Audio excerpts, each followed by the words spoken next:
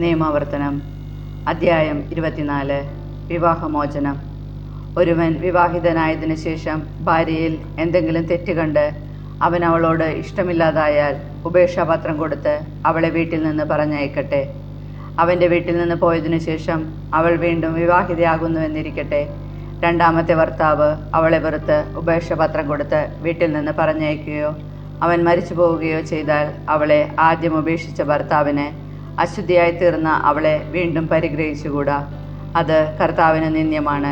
നിന്റെ ദൈവമായ കർത്താവ് നിനക്ക് അവകാശമായി തരുന്ന ദേശം നീ മലിനമാക്കരുത്. വിവിധ നിയമങ്ങൾ. പുതുതായി വിവാഹം ചെയ്ത പുരുഷനെ സൈനിക സേവനത്തിനോ മറ്റെന്തെങ്കിലും പൊതുപ്രവർത്തനത്തിനോ നിയോഗിക്കരുത്. അവൻ 1 വർഷം വീട്ടിൽ ഭാര്യയോടൊന്നിച്ച് സന്തോഷപൂർവ്വം വസിക്കട്ടെ. തിരികല്ലോ അതിൻ്റെ മേൽക്കല്ലോ പണയം വാങ്ങരുത്. ജീവൻ പണയം വാങ്ങുന്നതിന് തുല്യമാണത്. ആരെങ്കിലും തൻ്റെ ഇസ്രായേലിലെ സഹോദരനെ മോഷ്ടിച്ച് അടിമയാക്കുകയോ വിൽക്കുകയോ ചെയ്താൽ അവനെ വധിക്കണം. അങ്ങനെ നിങ്ങളുടെ ഇടയിൽ നിന്ന് ആ തിന്മ നീക്കിക്കളയണം. കുഷ്ഠം ബാധിച്ചാൽ ലേവ്യ പുരോഹിതർ നിർദ്ദേശിക്കുന്നത് പോലെ ചെയ്യണം. ഞാൻ അവരോട് കൽപ്പിച്ചിട്ടുള്ളതെല്ലാം നിങ്ങൾ ശ്രദ്ധാപൂർവം അനുസരിക്കണം. നിങ്ങൾ ഈജിപ്തിൽ നിന്ന് പോരുന്ന വഴിക്ക് നിങ്ങളുടെ ദൈവമായ കർത്താവ് മിര്യാമിനോട് ചെയ്തത് ഓർത്തുകൊള്ളുക. കൂട്ടുകാരന് വായ്പ കൊടുക്കുമ്പോൾ പണയം വാങ്ങാൻ അവൻ്റെ വീട്ടിനകത്ത് കിടക്കരുത്. നീ പുറത്തു നിൽക്കണം. വായ്പ വാങ്ങുന്നവൻ പണയം നിന്റെ അടുത്ത് കൊണ്ടുവരട്ടെ. അവൻ ദരിദ്രനാണെങ്കിൽ പണയം വെച്ച വസ്ത്രം രാത്രിയിൽ നീ കൈവശം വയ്ക്കരുത്. അവൻ തൻ്റെ വസ്ത്രം പുതച്ചുറങ്ങേണ്ടതിന് സൂര്യൻ അസ്തമിക്കുമ്പോൾ നീ അത് തിരികെ കൊടുക്കണം. അപ്പോൾ അവൻ നിന്നെ അനുഗ്രഹിക്കും.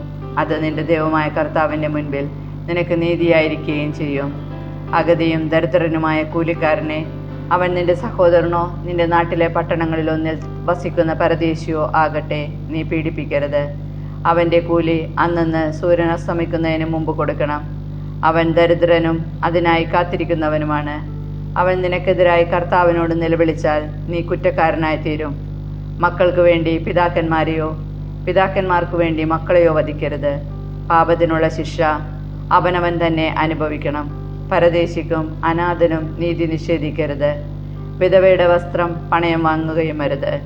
നീ ഈജിപ്തിൽ അടിമയായിരുന്നുവെന്നും നിന്റെ ദൈവമായ കർത്താവ് നിന്നെ അവിടെ നിന്ന് മോചിപ്പിച്ചുവെന്നും ഓർക്കണം.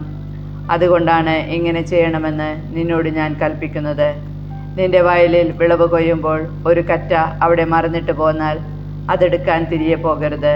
നിന്റെ ദൈവമായ കർത്താവ് നിന്റെ സകല പ്രവൃത്തിയിലും നിന്നെ അനുഗ്രഹിക്കേണ്ടതിന് അത് പരദേശിക്കും അനാഥനും വിധവയ്ക്കുമുള്ളതായിരിക്കട്ടെ.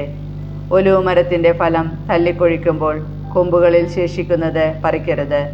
അത് പരദേശിക്കും വിധവയ്ക്കും അനാഥനുമുള്ളതാണ്. മുന്തിരിത്തോട്ടത്തിലെ പഴം ശേഖരിക്കുമ്പോൾ കാല പെറുക്കരുത്. അത് പരദേശിക്കും അനാഥനും വിധവയ്ക്കുമുള്ളതാണ്. നീ ഈജിപ്തിൽ അടിമയായിരുന്നുവെന്ന് ഓർക്കണം. അതുകൊണ്ടാണ് ഇപ്രകാരം ചെയ്യാൻ നിന്നോട് ഞാൻ കൽപ്പിക്കുന്നത്.